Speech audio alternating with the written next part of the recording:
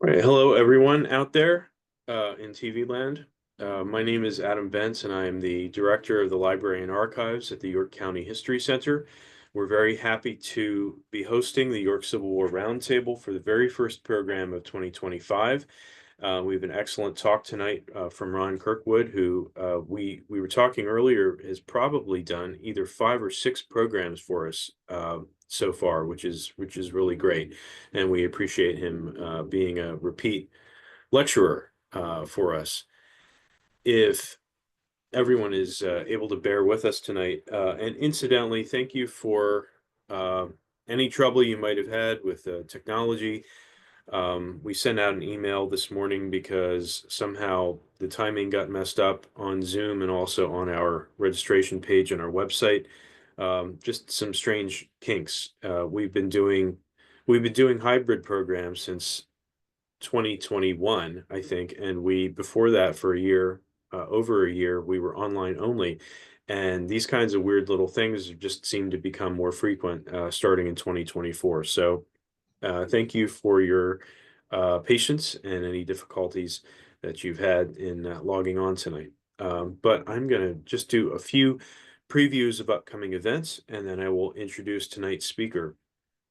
Again, we're appreciative of our corporation or work with our partner organization, the York Civil War Roundtable, Kathy Friel, our program director, and then we call them the two Scotts, Scott Mingus, if you know anything about York County and the Civil War, you obviously know Scott Mingus, prolific author, not just on York County Civil War history, but many other topics throughout the American Civil War, and Scott Rosenau, another assistant program director, who's great in bringing in a lot of different people through the course of the year. So, uh, just to give you a few upcoming events, usually we have like 6 or 7, and I have to be selective here, but just tried to pare it down a little bit.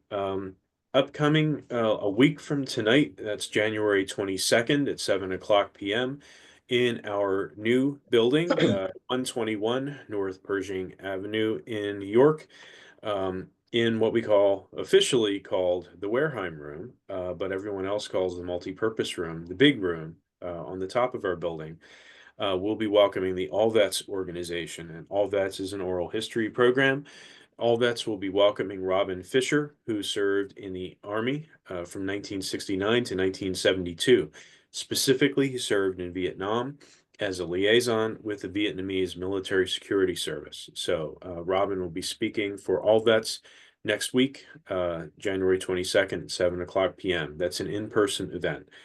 On January 29th, the following Wednesday night at 7 o'clock p.m., the History Center is presenting Lafayette's Grand Tour. So this is just about the anniversary of the Marquis de Lafayette's 1824 tour of the United States. Of course, we're familiar, or at least you should be familiar with his visit to York in 1778. He later took credit for helping to defuse the Conway cabal that had tried to oust George Washington as commander of the Continental Army. But Lafayette would return to York in 1824 as he toured York and a bunch of other cities in the United States. We'll be welcoming public historian Elizabeth Reese, and she'll be discussing his tour. And just to let you know, this is a ticketed event. So for information about this, please check out our website. There's a much lower rate for members of the History Center. So you might want to think about that. So please check our website if you're interested in that event. On February 2nd, that is Sunday, February 2nd, then at 2:30 p.m., the South Central Pennsylvania Genealogical Society will be having their monthly meeting. And we're welcoming historian Nisi de Shields Moulton, who will be presenting veiled chapters of the Hampton Plantation, discussing aspects of enslaved people and attempts to break free from slavery from the Hampton Plantation, where many people that ultimately settled in York County were able to get off of that plantation and go enter freedom in the North. All right, thanks for listening to those upcoming events. So here's an upcoming event that I'm sure everyone who's attending tonight is interested in. This is next month. Next month's February York Civil War Roundtable talk. And the Civil War Roundtable will be welcoming Dr. Robert Colby, who is a professor at the University of Mississippi. And he's presenting a talk based on his recent book, An Unholy Traffic, Slave Trading in the Civil War South. This is in commemoration of African American History Month, which is the month of February. And his talk will discuss between Fort Sumter and Appomattox, Confederates bought and sold thousands of men, women, and children through a persistent trade in enslaved people. They did so for a multitude of reasons: to adapt to the conflict, to invest in their desired slaveholding future, and to fend off the onset of emancipation. These transactions had profound impacts on the enslaved, their lives and families, and the ways in which they pursued or did not pursue freedom during the Civil War. The surviving traffic in humanity thus shaped the experience of the Civil War for all inhabitants of the wartime South. I think this is a very interesting topic, not just timely because of the month, but also because of the fact that we students of Civil War history often forget that there was real daily life. Economics continued on during the Civil War in the North, of course, and in the South. And unfortunately, slavery continued on for the full 4 years that the Civil War occurred. So this should be a great introduction to a period, or to a part of Civil War history that is often overlooked. So without further ado, I'd like to present tonight's speaker.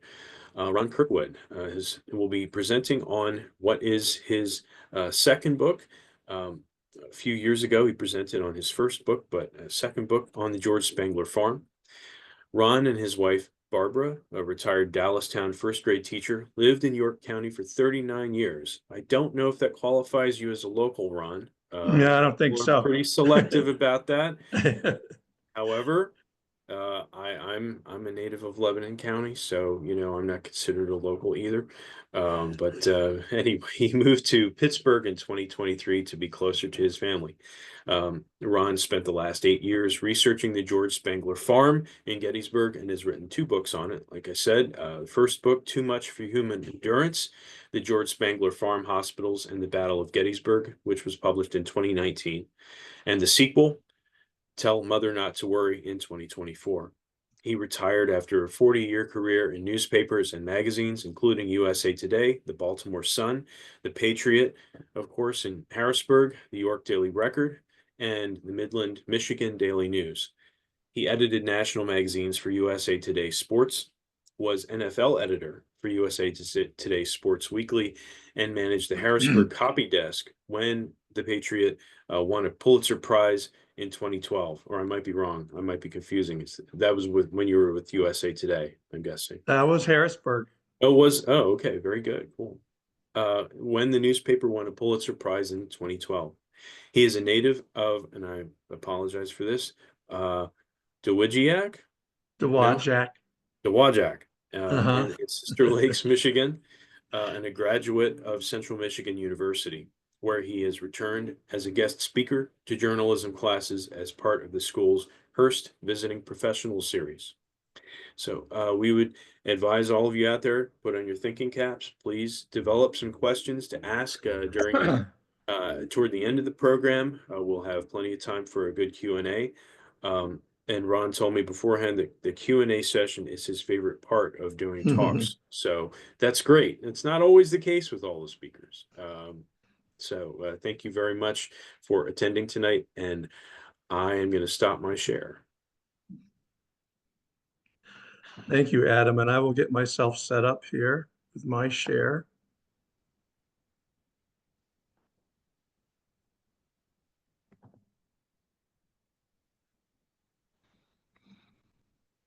Okay.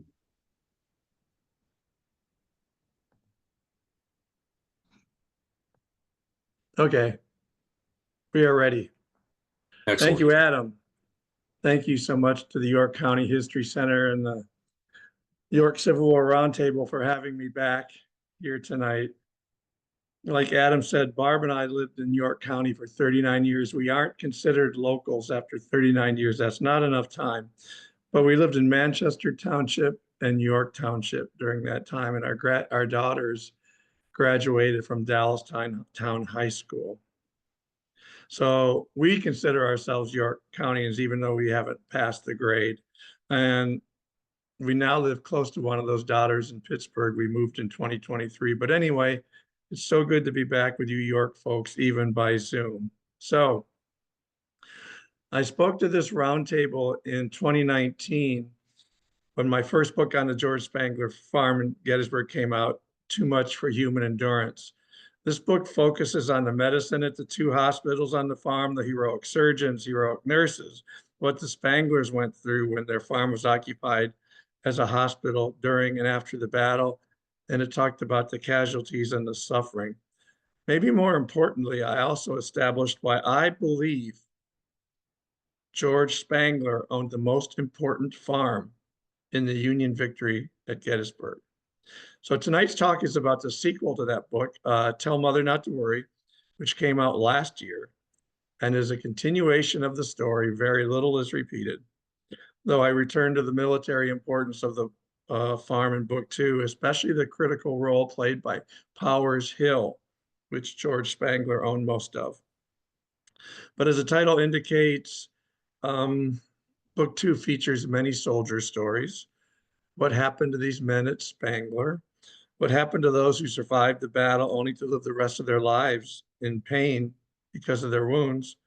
And what happened to the mothers and families of men who depended on a soldier who died at Spangler for support? So I'll start tonight with a quick refresher on book 1. I'm not sure how much of this is blocked. Spangler is just south of Gettysburg. If you can see it, as a point of reference, the blue star on the map shows the location of the modern day battlefield visitor center. The farm is in the red circle on the map behind the Army of the Potomac line in 1863. This farm was 166 acres and it dominated the countryside behind the line. It was close to the left flank of the line in Little Round Top. It was close to the center of the line, and it was close to the right flank of the line on Culp's Hill, near Culp's Hill. Then there are the 1863 roads. Granite Schoolhouse Lane cuts through Spangler as shown by the blue arrow. Hopefully you can see it. Blacksmith Shop Road is marked by the blue X's. Both go directly to the battlefield and connect the Baltimore Pike and Tawnytown Road, the two main arteries.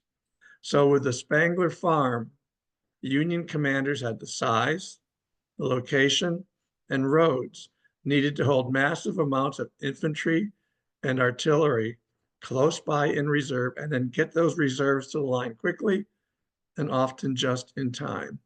This was a farm that could help win a battle.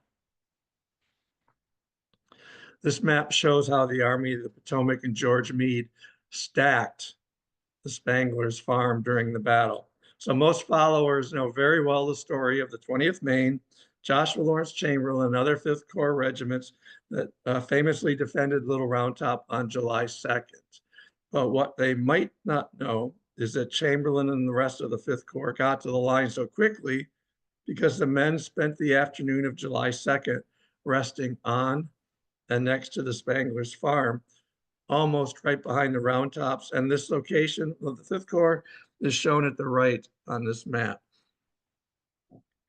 So the 5th Corps gets its orders late in the afternoon of July 2nd, get to the line. Part of the Corps rushes down Granite Schoolhouse Lane, makes a left turn across fields at number 6 on that map. The rest of the Corps rushes down Blacksmith Shop Road to the area on and around Little Round Top. The 5th Corps isn't gone long from Spangler and surrounding farms when the 6th Corps moves right into that exact same location. But they're not there long before they're ordered to the line, and the 6th Corps rushes down Granite Schoolhouse Lane to get involved in the fighting. Then later in the night of July 2nd, a division of the 12th Corps leaves Culp's Hill, and they rush down Granite Schoolhouse Lane through the middle of the George Spangler farm to the line. George Meade had his main street at Gettysburg, and it was a little rutted farm path that someday would be called Granite Schoolhouse Lane. Also, The 11th Corps Hospital I'm going to talk about tonight is at number 10. 100 ambulances accompanied this hospital, and they were parked in George Spangler's two wheat fields as shown on the map and also at East Cemetery Hill. The Artillery Reserve is at number 9. They used Spangler as its headquarters on July 2nd and 3rd. That is 106 cannons, 2,300 men, and 2,300 horses. And whenever there was a need, they were ordered to the line. They left Spangler and they went to the line at places like the Peach Orchard, the Trossel Farm, Plum Run Line, Kadori Farm, really all along Cemetery Ridge.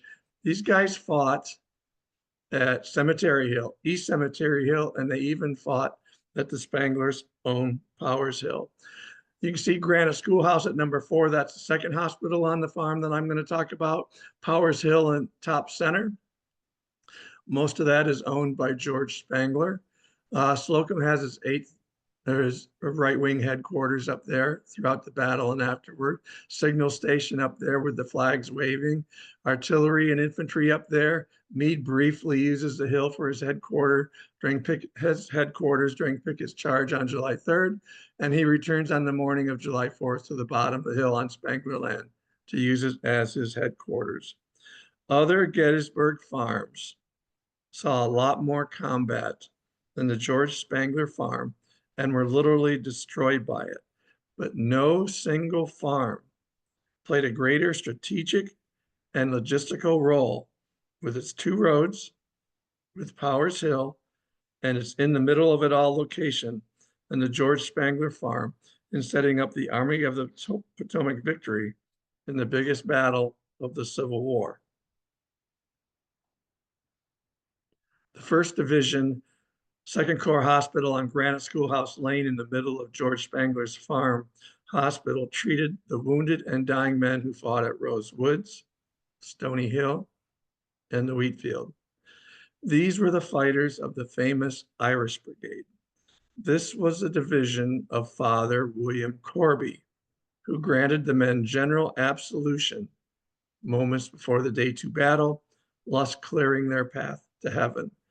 This was the corps of Major General Winfield Scott Hancock. More than 1,000 men of the 1st Division were casualties on just that one day of fighting.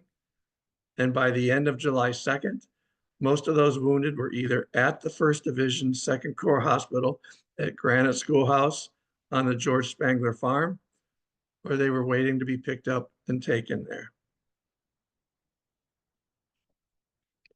Chaplain John Henry Wilbrand Stuckenberg, 145th Pennsylvania from Erie, said, "Our hospital was at the foot of Powers Hill. I found the doctors and nurses busily engaged with the wounded, scattered around in all directions, some lying on blankets, some on straw, a few on stretchers, others on the bare ground. It was very evident that our regiment had again suffered severely." So the proximity to the Union line of this hospital offered great benefit in rushing wounded there quickly from the Wheatfield area. But it could not protect these men or the surgeons and nurses from the Confederate artillery overshots prior to Pickett's charge on July 3rd.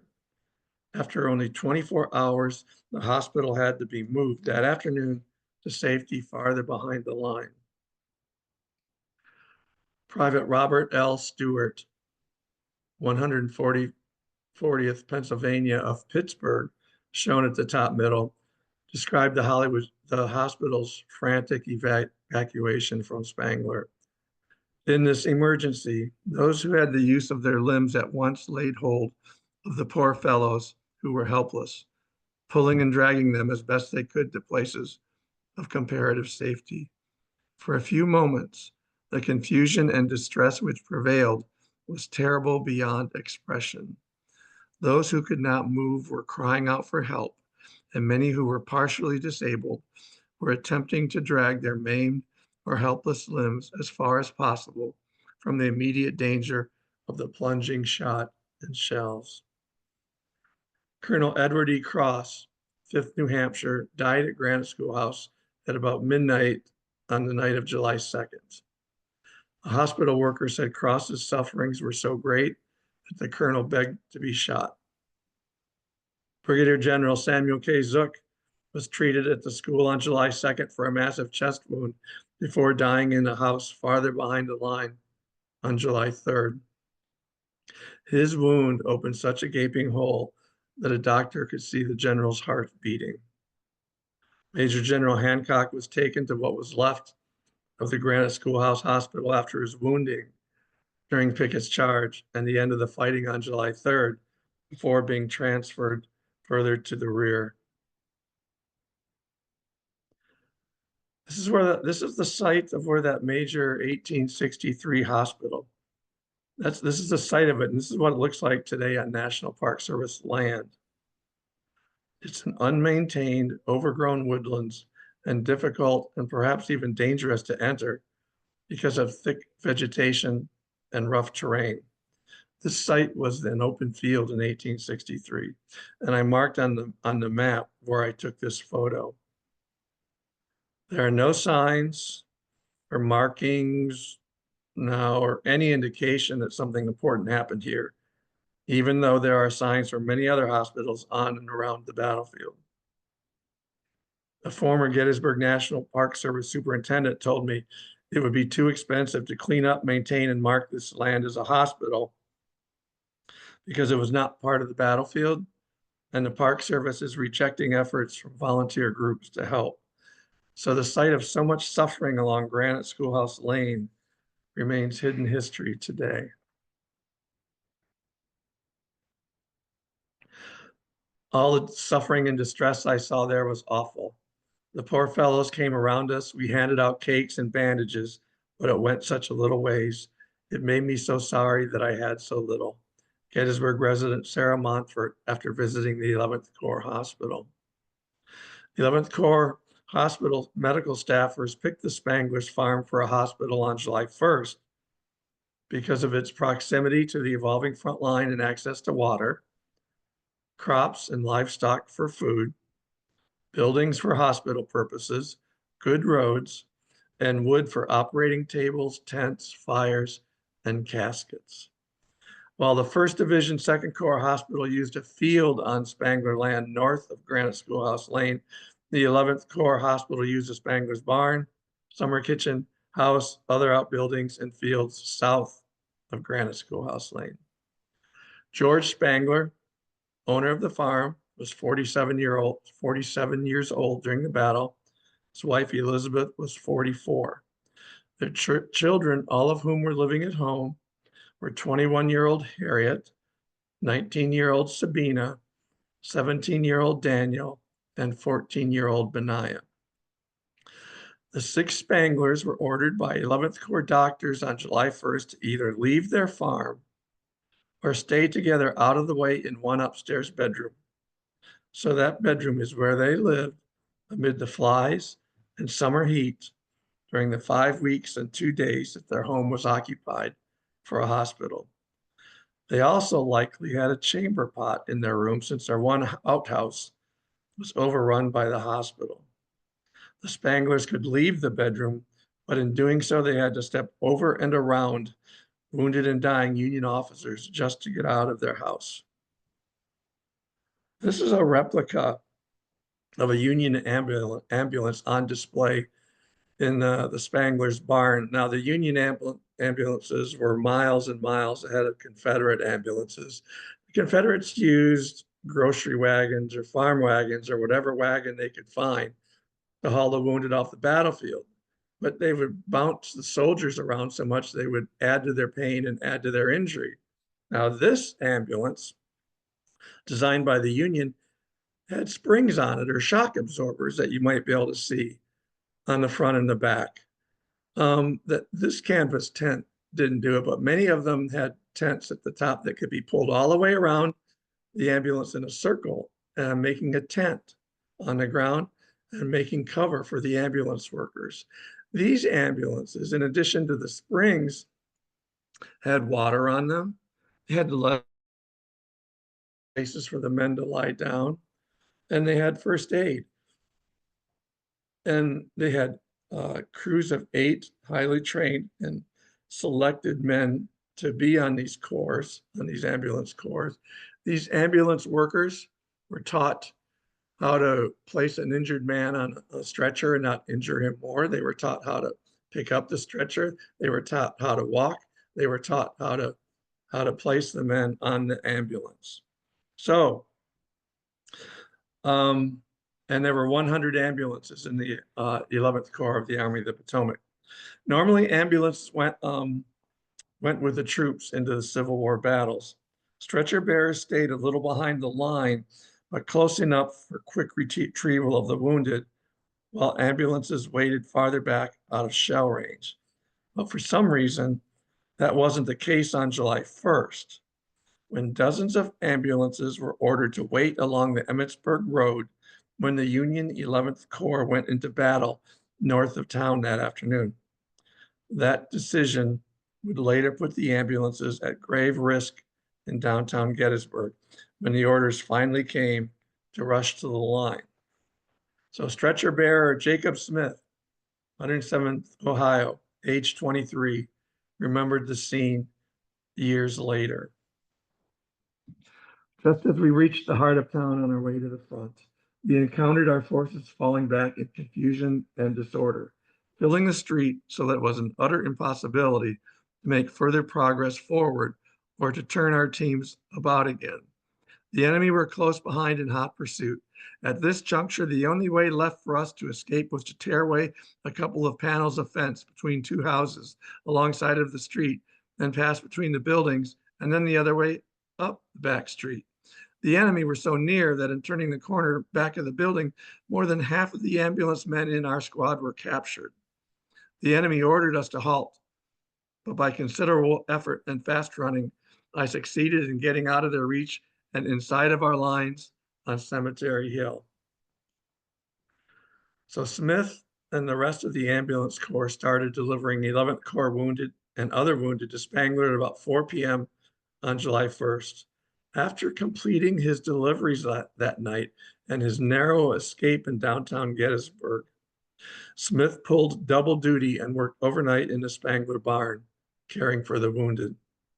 At the hospital's peak attendance on July 4th and 5th, the Sanitary Commission and the Christian Commissions estimated there were about 1,900 wounded there. And I believe from my research that there were between 50 and 75 Confederates among those 1,900.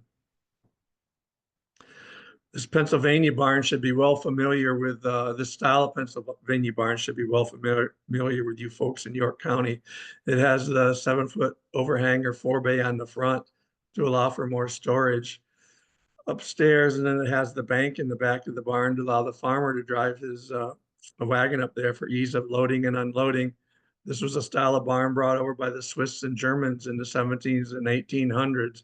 You see them all over the battlefield, and I know from living in York County for almost 40 years that you see these bank barns all over York County as well. And as you can see by this map, York is one of the hotbeds for these Pennsylvania barns. I think they're a great idea. I think they are so convenient. I don't know why they're not used more often and in more places. But one surgeon estimated there were 500 wounded and dying men crammed into the Spangler's barn. A hospital worker estimated 400. No matter the number, all of this hospital was horrific, as can be expected, but it was especially bad under that front forebay where the amputations took place and just inside that front wall in the stable. That's where many of the worst cases awaited their surgery amid cries of agony, smells of infection, body fluids, and human feces. Cries and screams could be heard 50 yards away in the Spangler's house. Hospital workers covered their head with a pillow at night to try to drown out the sounds. Nurses read scripture and prayed with the men in an attempt to help send them on their way. Outside in the Spangler fields, the Army didn't provide enough hospital tents or bedding or food or clothes for the first several days because Generals Meade and Hancock banned hospital wagons to Maryland. keep the roads clear for fast troop movement. This multiplied the misery of the wounded and dying men at Spangler and other hospitals who were forced to lie in the mud in the open when the thunderstorms came. Spangler Hospital worker William R. Kiefer of Easton, 153rd Pennsylvania, said, "No words can portray the pitiable condition, the more distressing because of the insufficient means immediately at hand to relieve the large number of helpless men." Spangler Hospital worker James R. Middlebrook, 17th Connecticut, said, "It is enough to make one's heart bleed to witness the amputations. I feel it my duty to do all I can for them. I cannot see them suffer, shall stay as long as I can stand it. You know nothing of the horrors of war and cannot till you go and see it for yourself." So both Kiefer and Middlebrook survived the Civil War and lived long lives, though Middlebrook suffered every day for the rest of his life with the pain and discomfort of a hernia that he sustained at Chancellorsville, which they couldn't fix back then and could only try to control with a belt. In fact, Middlebrook was a hospital worker at Spangler because he had difficulty marching and carrying weight because of his hernia, thus degrading his ability to fight. I'm going to leave this one sit here for a minute because you folks might know some of these people. These are 13 experts who wrote in my book, help me out by helping in my book.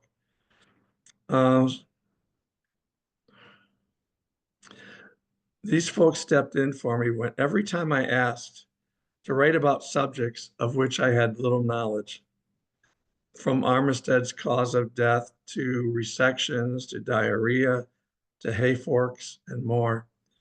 I especially want to point out the two experts, if you can see it in red on the right, who are York Countyans. That's Dr. Ryan Neff at top right. He's a St. Louis surgeon from Red Lion who wrote about hernia treatment now compared with 1863. And some of you might already know this. Dr. Neff is the son of Sam and Peggy Neff of Red Lion. At bottom right is invertebrate zoologist Betsy Leppo of Dillsburg. Betsy wrote about a vernal pool on the Spangler farm. A vernal pool has water only part of the year and is important for wildlife. And like I said, you folks probably know many of the experts in this slide, and I want to make sure that you know how grateful I am to them for their critical contributions to book 2.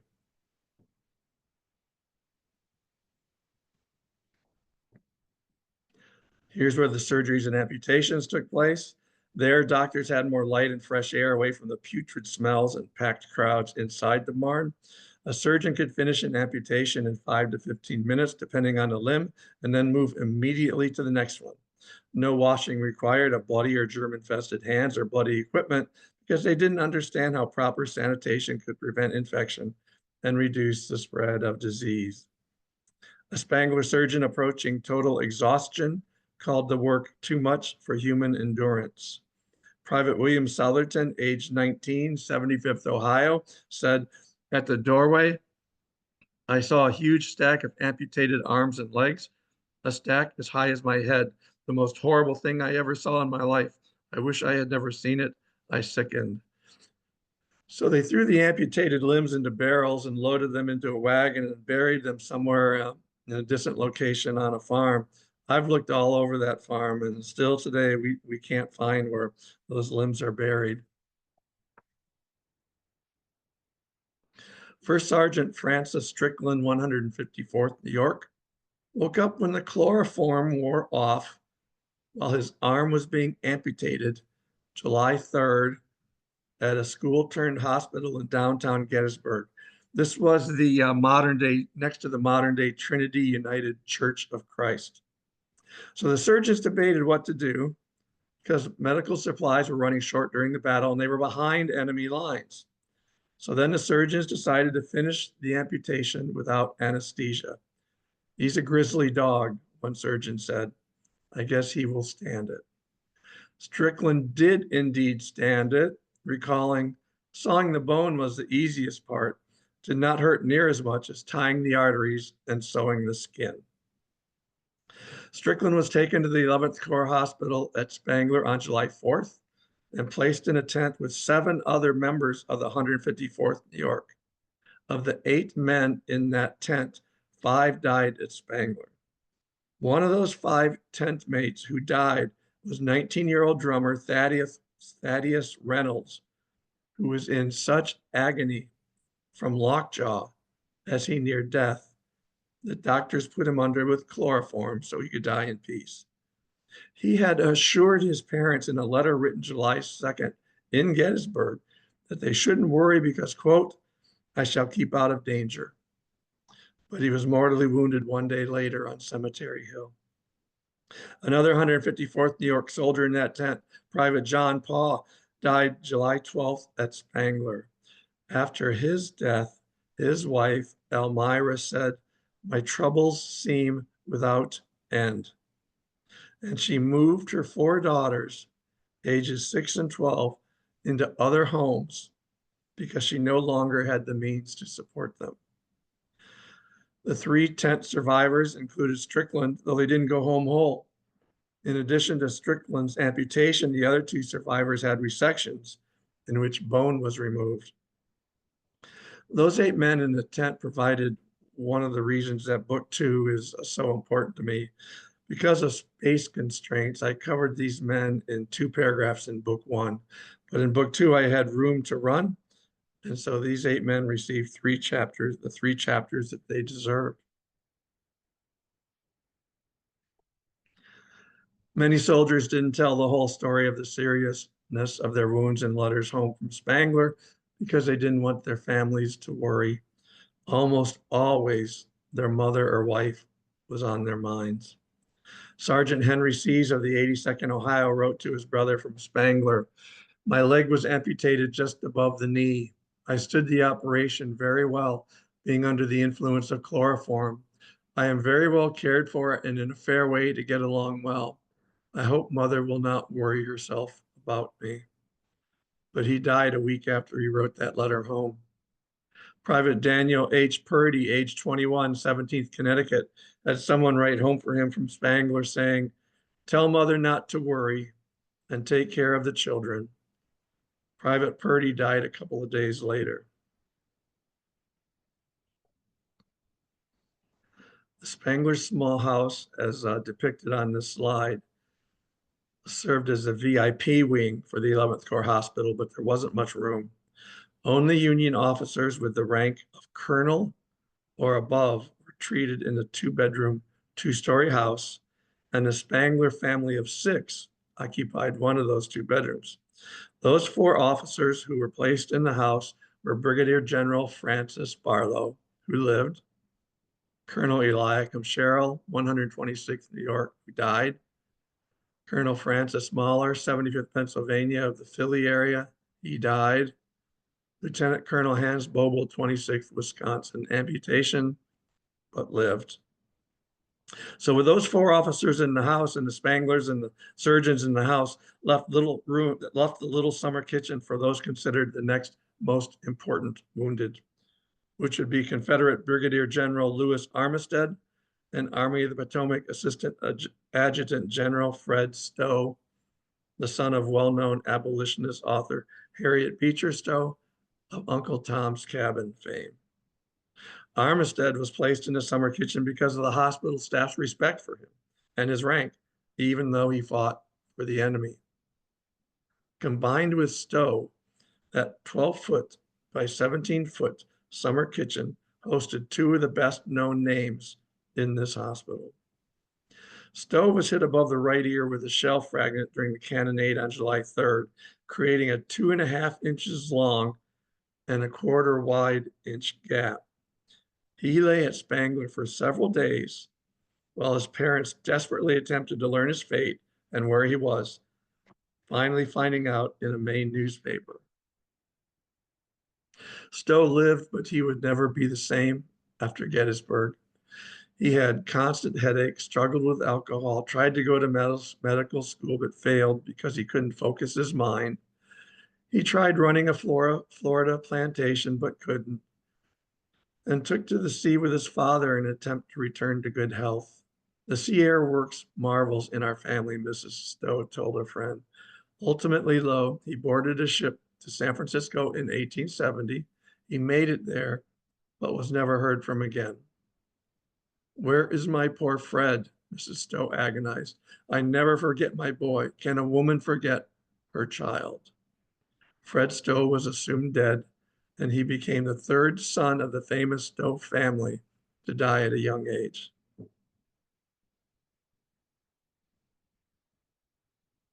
Confederate Brigadier General Lewis Armistead arrived at George and Elizabeth Spangler's farm after Pickett's charge sometime between 4 p.m. and 8 p.m. on July 3rd, depending on the source. Armistead arrived in an ambulance. He was removed on a stretcher and placed on the ground next to the ambulance and near the Spangler's barn. 11th Corps Hospital workers, Private Emery Sweetland and Private Edson Ames of the 154th New York, described Armistead's appearance as pretty bloody and covered with blood. Sweetland heard Armistead say as he lay on the stretcher, "You have a man here that is not afraid to die." So the Spangler's property was a shoulder-to-shoulder mass of chaos, agony, weeping, and screaming when Armistead arrived. Many wounded from Pickett's charge were pouring in as overwhelmed surgeons desperately tried to find who could be saved with immediate attention. Even so, the arrival of the Confederate general turned heads, and a large crowd of gawkers formed around his stretcher, circling Armistead. The crowd was eventually broken up when Dr. Henry Van Arnhem of the 154th New York arrived at Armistead's side and ordered that he be carried away for treatment. The summer kitchen where Armistead was placed is shown in this slide to the right of the Spangler's house. The Spanglers didn't have a kitchen in their house, and so they did their cooking, baking, canning, etc. in the summer kitchen. Dr. J. Kling of the 55th Ohio said Armistead was suffering intense pain induced by the wound. Stimulants and painkillers were immediately given him. Dr. Daniel G. Britton took time to get to know Armistead, calling him a fine man, intelligent and refined. This is where Armistead was placed in the summer kitchen, on the floor just inside the door, where I placed the Confederate flag on this slide. It's also where he died on July 5th. But First Lieutenant Thomas C. Holland of the 28th Virginia was unhappy with Armistead's care. Holland was wounded in the face at the end of Pickett's charge and was also taken to Spangler, where he monitored Armistead, complaining later, Armistead was taken to the 11th Corps Hospital, where he laid across a door that every person had to step over. Being exposed in this way, and an excitable man besides, he was so distressed and so uneasy that he finally died. He often begged that he might be moved from the door, but was not. So Armistead was wrapped in a blanket, placed in a coffin made of wood from the Spangler's farm, and buried in their orchard. 1 month later, he was exhumed by an embalmer from Philadelphia seeking to make money off his body. So Armistead was dug up after a month in a wood coffin. His body was embalmed in whatever condition it was in and then reburied. His body was dug up one more time in October when relatives paid the embalmer $125, or about $3,000 today, and reburied him in Old St. Paul Cemetery in downtown Baltimore, just a few blocks from the modern-day Orioles Park at Camden Yards. I have found, confirmed, and listed the names, wound, and treatment of 1,446 Union and Confederate men at the Spangler 11th Corps Hospital, and the names of 138 men who were buried and the Spanglers' peach and apple orchards. The Union men were exhumed within a few months after the battle and reburied in Soldiers National Cemetery in Gettysburg. Most Confederates, other than Armistead, lay in Gettysburg until 1872, when they were exhumed and reburied across the South. Armistead is one of 5 Confederates known to have been buried at Spangler. More new information from Book 2. Powers Hill was named in honor of Solomon Powers, who leased land on the hill and operated a prosperous quarry there. George Spangler owned 3/4 of the hill, and Nathaniel Leitner owned the rest. The problem with Powers Hill is it doesn't get the attention or the protection it deserves for the critical role it played in winning the Battle of Gettysburg. I consider Powers Hill to be one of the 4 most important hills during the fight, along with Cemetery Hill, Little Round Top, and the 2 hills that are combined to be known today as Culp's Hill. Without the artillery on Powers Hill, the outcome of the Culp's Hill fight on the morning of day 3 is in doubt. The 14 cannons from 3 batteries on Spangler and Leitner land on top of Powers Hill played a key role in driving the Confederates back on Culp's Hill in a 6-hour fight. Without the infantry and artillery on Powers Hill, the backside of the line, the Baltimore Pike, and the artillery ammunition train on the Spangler's farm are not protected from a Confederate breakthrough. Also, of the 6 Union signal stations at Gettysburg, July 2nd and 3rd, Powers Hill had the only one that could see every other Army of the Potomac signal station. So it served as a central communications center and transmitted messages from stations not visible to other signal stations, including Army headquarters. And as mentioned earlier, Henry Slocum used Powers Hill for his right-wing headquarters, and George Meade used it to watch the end of the battle on July 3rd and as his headquarters on July 4th. So progress has been made on this hill since it came under National Park Service control. Junk cars and a house have been removed. Many acres of modern trees on the east side have been taken down, and grass has been planted. A marker explaining the fight on the hill will be placed there. Powers Hill is safe, but I would like to offer, with the understanding that the Park Service knows way more than I do, 4 suggestions to begin to complete the job on the hill. Number 1, unlike the other 3 most important Gettysburg hills, you won't find Powers Hill on the battlefield's official map that visitors receive. So you have to find it on your own or ask for help from somebody. Powers Hill needs to be on the battlefield map that's handed out to visitors.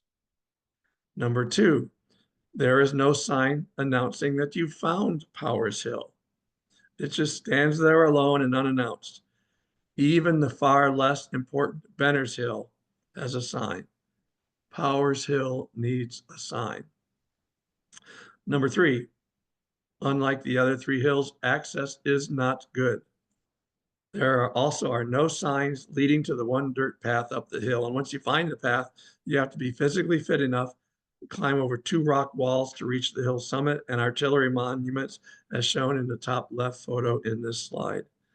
And number 4, if you keep going past the top of the hill and get to the black oblong shape on the map, you find a garbage dump, a whole field of barrels, wire, and other trash, an entire field of disrespect that's been on this hill for decades. This hill is part of the Gettysburg battlefield. This hill has got to be cleaned up. This hill needs to be treated with the respect it deserves.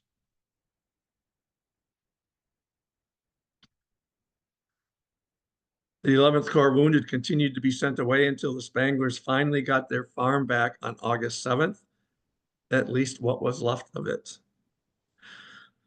George filed 3 damage claims to the state and federal governments totaling about $5,000, but the Spanglers received only $90, and it's believed that the entire $90 went to their Washington, D.C. attorney, so they got nothing.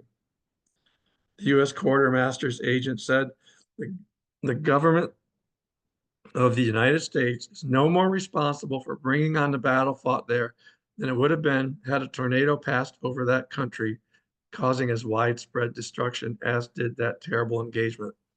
That battle and hospital damage was his misfortune. Even so, George said they rebuilt the farm sooner than expected, even making the house 1/3 larger and adding a bedroom in 1864. And as I said to my first talk to York, the Spanglers and their 4 children all went on to long and productive lives. So I did not have these 2 photos in the first book when I talked to you folks in 2019, and I did not even know they existed at that point. That's George and Elizabeth Spangler on the left. The photo was taken by Gettysburg photographer John S. Beets of West Middle Street in 1862 or 1863. I had searched for that photo of the Spanglers for 6 years. And then we had a Descendants Day gathering at the farm in 2022. And their 2 times great grandson from Kansas, Maurice Spangler, walked up to me, handed me this photo, and said, "Ron, is this what you're looking for?"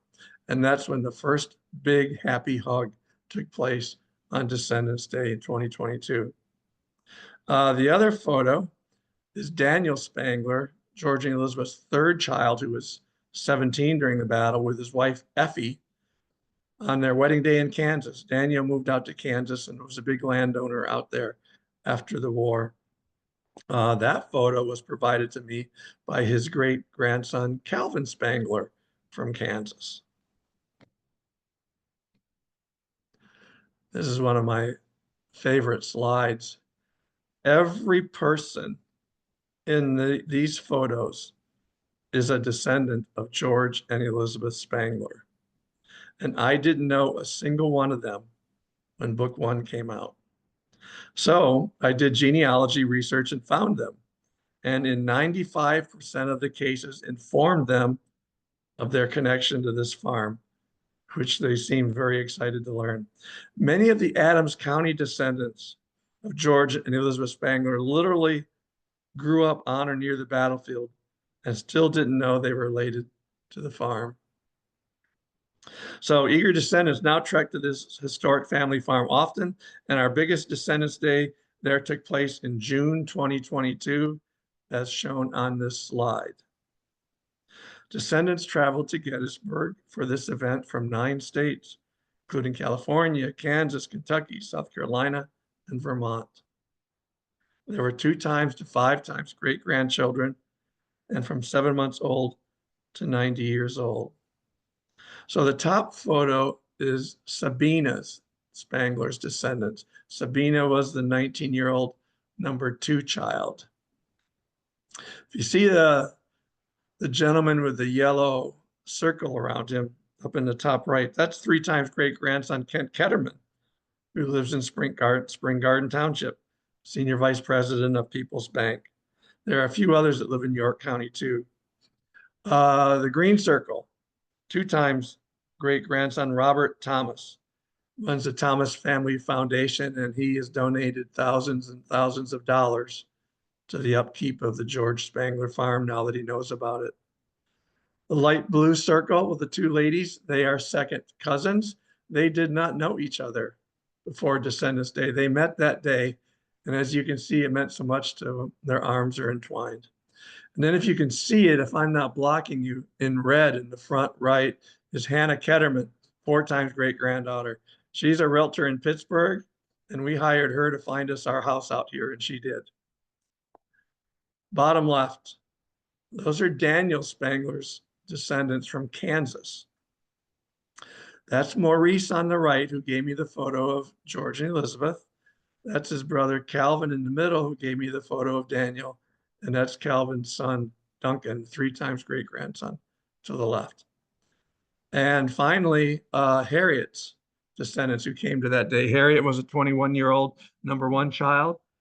I circled with a black circle Tara Gantz Hickson and her daughter, Jessica Gantz Wilkinson. They are 3 times to 4 times great-granddaughters of George and Elizabeth.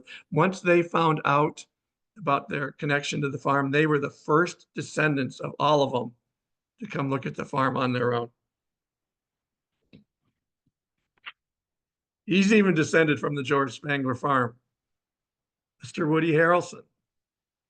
I did genealogy research on a few of the soldiers who died at the hospital, and I found Woody. Woody Harrelson is the 4 times great grandson of Private Isaac J. Sperry of the 73rd Ohio, who was shot in the chest near the intersection of the Emmitsburg and Tawnytown roads on July 2nd, taken to Spangler and died there on July 5th. The former merchant and 37-year-old Sperry was one of the oldest soldiers to die at Spangler. The ancestry path to Spangler goes through Sperry's daughter, Ada Elizabeth, who was 12 when her father died at Spangler. Sperry was from Good Hope, Ohio, just 55 miles from where 4 times great-grandson Woody grew up. Sperry was buried in the Spangler's Orchard and later removed to Soldiers National Cemetery, where his first and last names are misspelled on the gravestone. I really did try to let Harrelson know about his connection to this farm, but I'd be surprised if word ever made it to him through his wall of representatives. Hopefully it did. His representatives were excited and happy to let me know that for $100,000, Woody would be happy to come to Gettysburg and speak. But, you know, that hasn't happened yet. Last 2 slides. This is what the barn and the summer kitchen and the smokehouse looked like in 2008 when the Gettysburg Foundation spent $1.85 million and purchased the property and saved history.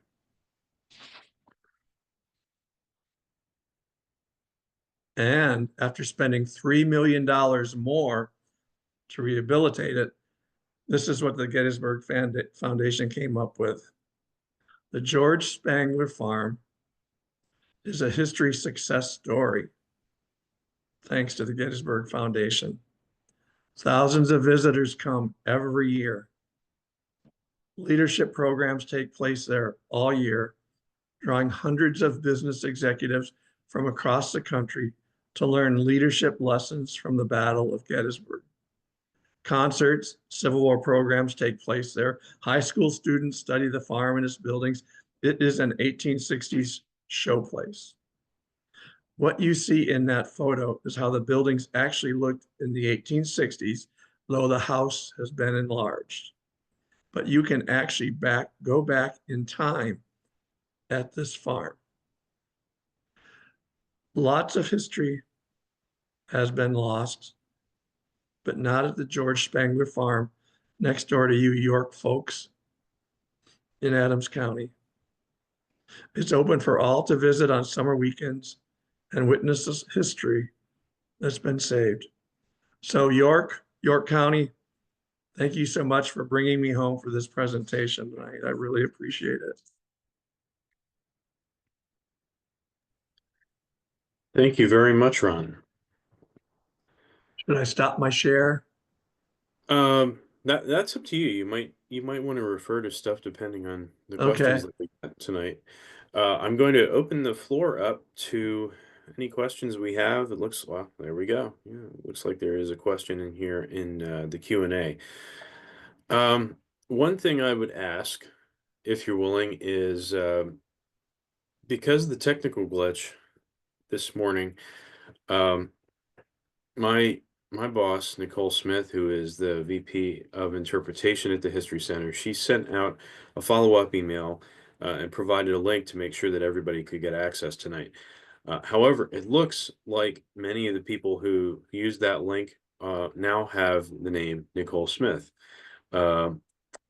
So I actually don't know who you are necessarily.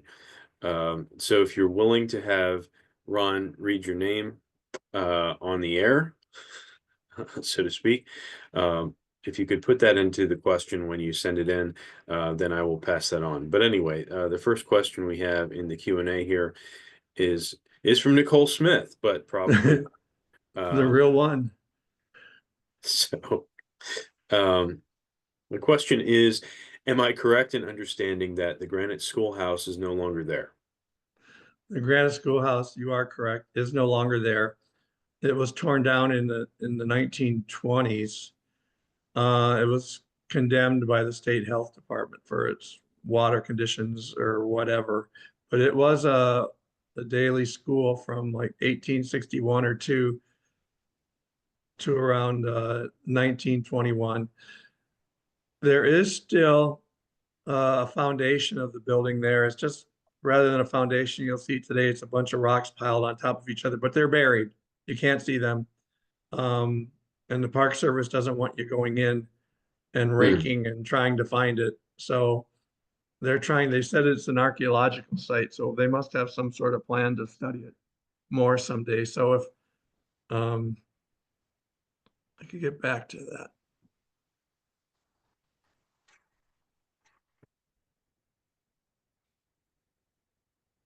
So you can see the schoolhouse there, and that's where the foundation is. And the hospital was in that open field right next to it. That's what I was trying to get the Park Service to clean up, but they didn't show any interest.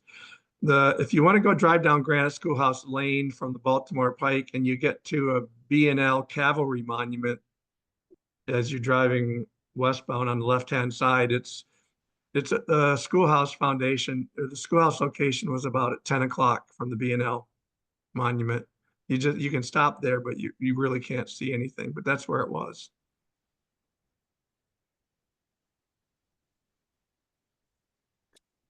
Okay, we have another question. Thanks for a great presentation. Can you Thank you. provide data on the total number of casualties treated on the farm as well as the number who died? Yeah. Um, there were almost 3,000 casualties treated on the farm between the two hospitals, more than the entire population of Gettysburg at the time of 2,400. Wow. So I counted about 140 who died at the 11th Corps Hospital down at the George Spangler farm. Granite Schoolhouse records were not accurate. That hospital had to be moved 4 times. They lost things. It just was impossible. They came up with about 800 wounded men treated at the hospital, but even the surgeon said there's probably a lot more. I have in my books, I don't remember the exact number, how many died there. But it was a lot. The first, Second Corps, First Division took massive casualties. Even like the Irish Brigade in it, they came to Gettysburg so thinned out already that 3 regiments merged into one. So it was just a continuation of their story. Just it was a lot. But again, almost 3,000 men were treated at those two hospitals on that farm. So you can just imagine the condition of the place, what was going on there, the mayhem, the sadness.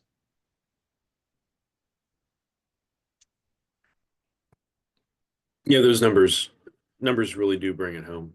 Um, it's, I mean, it's an unfathomable amount of people, but still, I that they mean, if had, I could go back in time to see a really sad thing, this would be yeah, just to try to grasp, because today you can't grasp those numbers. Okay, almost 3,000 men were treated on that farm. Okay, well, let's go back in time and see what that really means, how horrible and how horrific it really was. Although, we have no relation, no experience with this, it might just be too much to even process. And you might just want to get right out of there, the right. horror of it all. We have another question from Barbara. Thank you. Very interesting.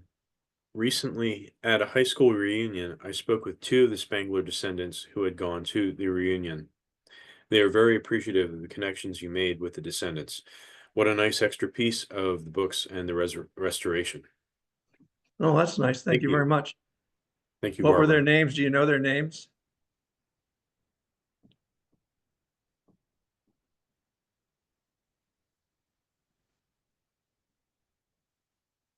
I'll let you know if she gets back. Okay. She writes back.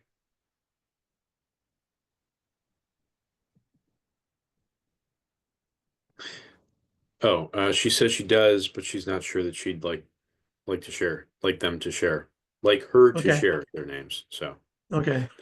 thank you, Barbara. Other questions out there?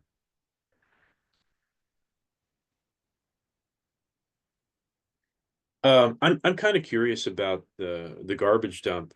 I mean, I know that's not like the main feature of your talk, but I mean, is this just a result of the fact that it was in private hands for so long, or people coming in because they knew that it wasn't being, policed, so to speak, and just dumping stuff? Was it locals? Was it? Yes, Yeah, and yes.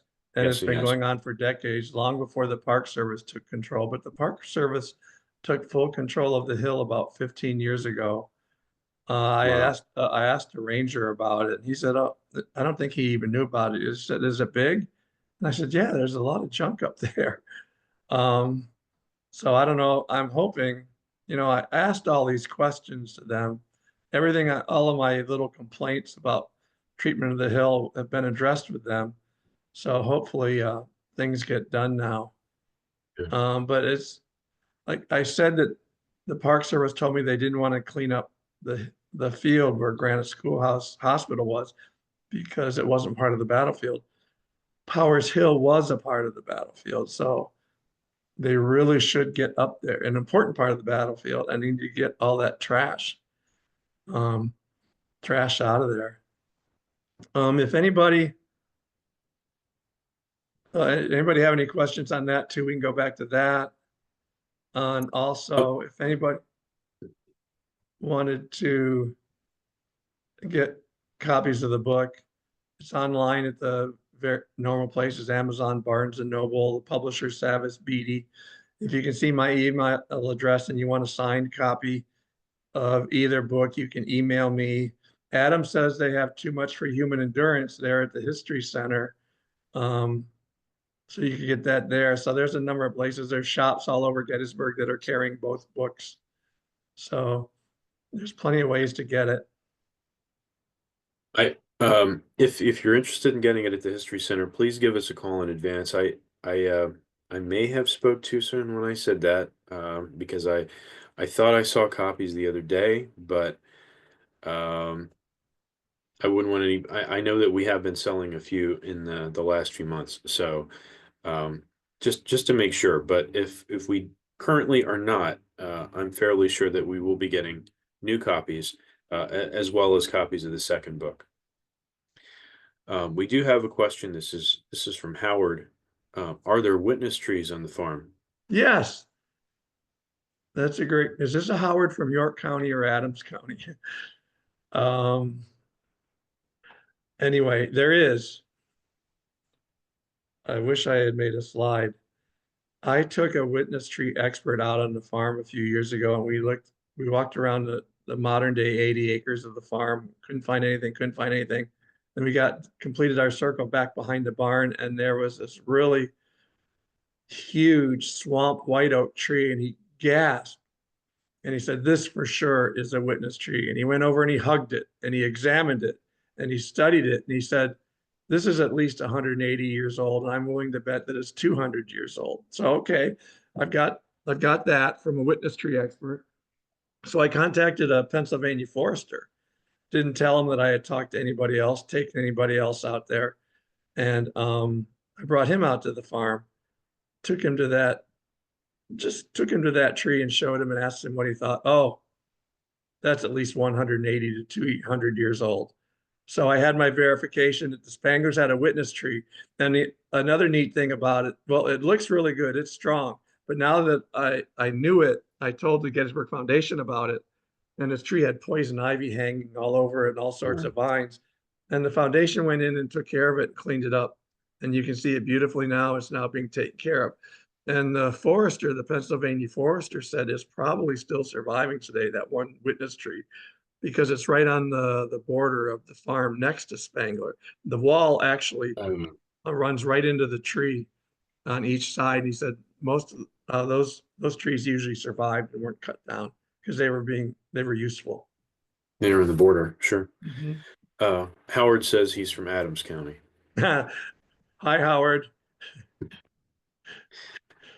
Um, Following question is from Linda. Was the schoolhouse able to start school in the fall of 1863? That's a great question. I don't know if it was that soon.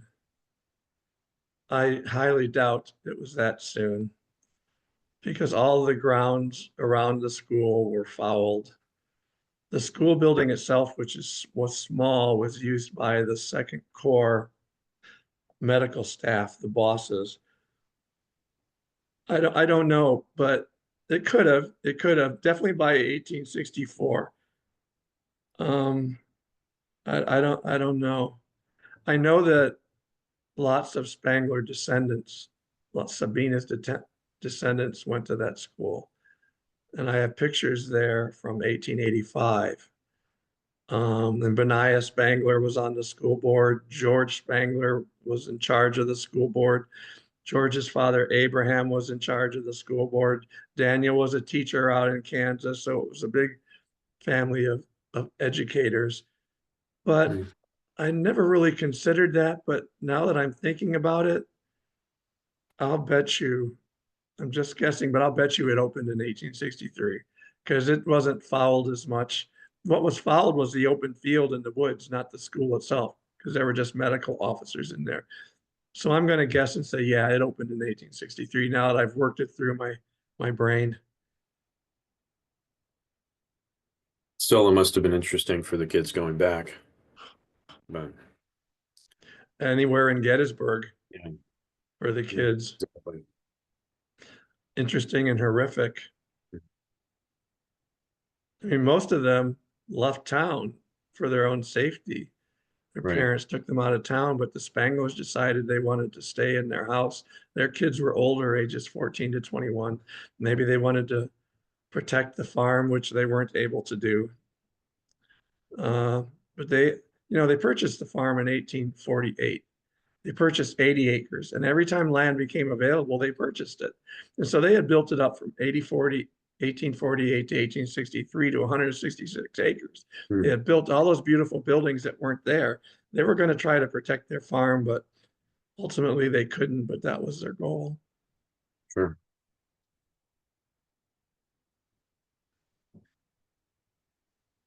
Uh, doesn't look like we have additional, Okay. not at the moment.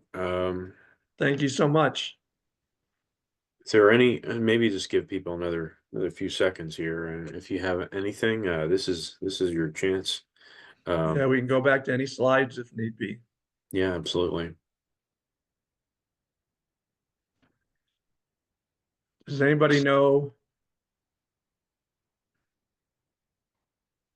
anybody in these slides? And does anybody from York County know Sam and Peggy Neff from Red Lion? Sam was a big Red Lion athletic superstar back in his day. That's his son, Ryan. See Wayne Mott's in there.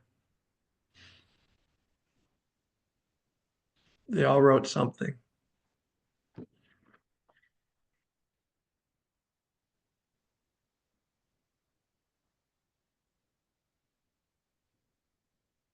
Well, it looks like we might be out of Okay. questions at the moment. I But enjoyed it greatly. Thank you so much, Adam, and thank you, everybody who participated.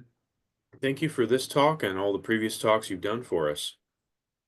We You're hope welcome, to, and thank you. yeah, yeah, we hope to see you in person in the future. Sounds great. I look forward All to it. right. Bye-bye. Thank you. Okay. Thank you, everybody. Remember, third Wednesday, I used to remember the date on this, third Wednesday in February. We'll be having our talk about what slavery looked like in the South. So please remember that date, 7 o'clock p.m. Is that the 19th? I have to go back to my slides here for a second, which I can do. Yes, February 19th at 7 o'clock p.m. So we'll ask you to keep track of that and look out for Scott Rosenau's reminder email. And I will hope to see you on Zoom in a month's time. Again, thanks very much, Ron, and have a great night. Thank you. Good night.